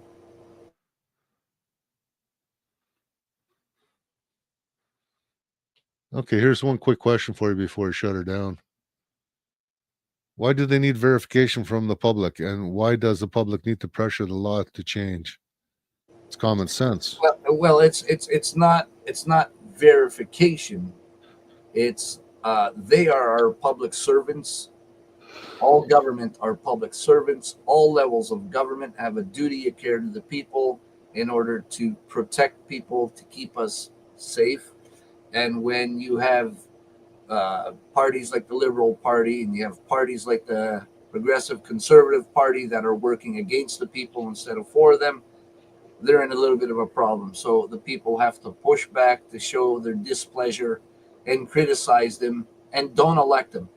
Go after, uh, vote for parties like the Libertarian Party. They not just because I'm in it and I run for office for them, but look over to Argentina and see how great they're doing ever since just a little over a year that they've been elected, almost 2 years that they've been elected now. They've turned that country right around. And they are afraid of us. This is why Pierre Poilievre went and said that he's a libertarian. This is why Justin Trudeau went and said he's a libertarian. Neither one of them are libertarians. They're communists both, period. All right, guys, share this out if you can. If you find any value in it, people need to know this information. See you next Thursday. Thanks for tuning in. Later.